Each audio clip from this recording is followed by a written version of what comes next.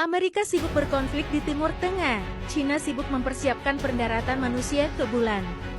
Dua negara adik kuasa dengan misi dan visi yang berbeda, yang satu terjerumus dan terjebak dalam konflik peperangan yang tak berujung, dan yang satu sibuk membawa manusia menjelajahi antar planet.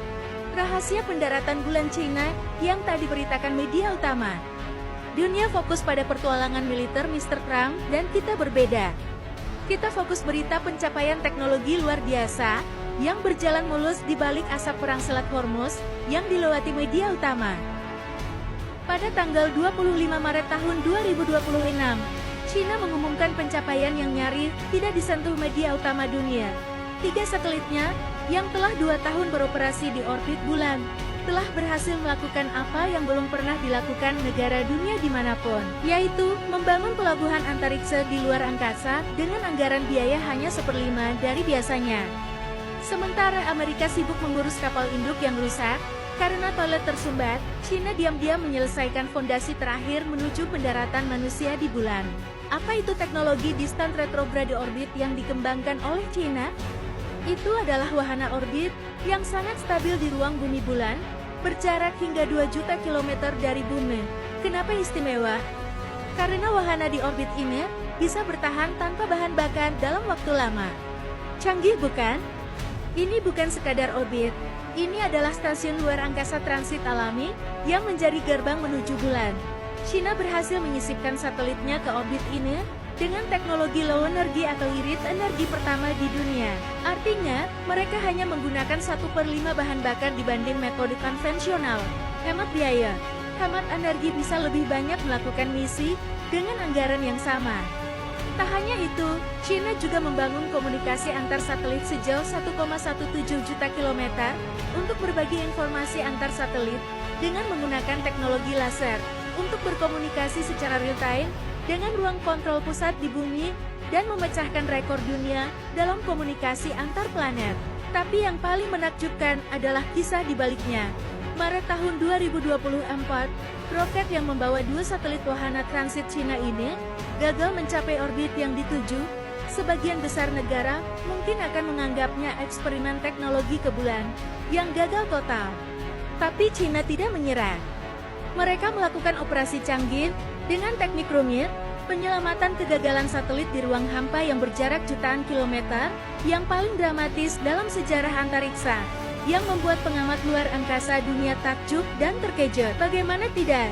Dengan bahan bakar terbatas, roket pembawa satelit China didorong dan dipandu dari pusat komando ruang kontrol di bumi untuk menempuh jarak 8,5 juta kilometer, lebih dari 20 kali jarak bumi bulan, dan sampai ke tujuan tanpa kerusakan, yaitu berhasil memasukkan satelit ke orbit distant retrograde orbit, atau yang dikenal gerbang transit menuju pendaratan bulan berawak China, pada Juli tahun 2024. Selama 2 tahun, satelit ini bisa bertahan dan tetap beroperasi stabil. Ini bukan sekadar teknologi, ini mentalitas. Ini mengingatkan kita pada kisah Sun Tzu, dalam kekacauan, ada peluang. Dan China tidak takut gagal. Mereka justru belajar dari kegagalan dan menjadi hebat. Jadi, apa artinya ini untuk pendaratan bulan China? Pelabuhan antariksa nanti akan menjadi pusat transit bagi pesawat pendarat misi berawak bulan China yang dikirim dari bumi dan akan berlabuh di stasiun transit ini sebelum turun ke permukaan bulan. Dengan navigasi yang sudah matang dan komunikasi antar satelit yang stabil, China sekarang sudah punya semua komponen penunjang penting dan infrastruktur yang canggih yang diperlukan untuk melakukan misi pendaratan bulan berawak China. Teknologi step by step China ini masih tergolong jadul kalau dibandingkan dengan teknologi pendaratan Apollo Amerika pada tahun 1960-an yang langsung terbang pulang pergi dari bumi bulan tanpa infrastruktur. Teknologi kapsul dan komunikasi Amerika itu sangat amazing.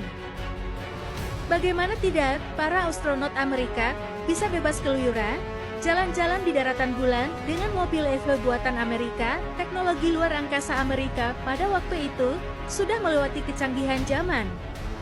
China akan menargetkan pendaratan berawak bulan mereka pada tahun 2030-an.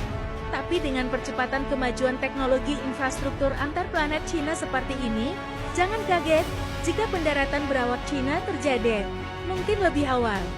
Sementara Amerika, selain sibuk perang, mereka masih bernostalgia pendaratan bulan masa lalu mereka, dengan janji misi berawak ke bulan, dengan proyek tercanggih, dengan roket terkuatnya yaitu Artemis, yang masih molor dan banyak masalah teknis, serta anggaran yang terus dipangkas. Perbedaan pendekatan luar angkasa kedua adik kuasa juga sangat jelas. Amerika mengandalkan roket raksasa dan sekali jalan, berbeda dengan Cina membangun infrastruktur permanen, jalan tol menuju bulan. Yang satu membakar uang, yang satu membangun aset. Mengapa kesuksesan luar angkasa ini penting bagi geopolitik? Karena siapa yang menguasai ruang bumi bulan, mereka akan menguasai navigasi global, komunikasi militer yang tak bisa disadap dan dijamin, dan penguasaan sumber daya bulan seperti helium-3, bahan bakar untuk energi fuzil, yaitu bahan baku buat bahan bakar reaktor matahari buatan. Dan ini adalah perang teknologi tingkat berikutnya, antara Cina dan Amerika. Dan negara Cina sedang memenangkan persaingan ini, tanpa perlu mengirim kapal induk, atau mengebom negara lain, cukup dengan ilmuwan, insinyur, dan tekad untuk bangkit dari kegagalan. Pertanyaan untuk kita, apakah Indonesia hanya menjadi penonton? Atau kita sadar bahwa kekuatan masa depan tidak ditentukan oleh siapa yang punya jet tempur terbanyak, tapi siapa yang menguasai langit di atas kita? Tulis pendapat kalian di kolom komentar.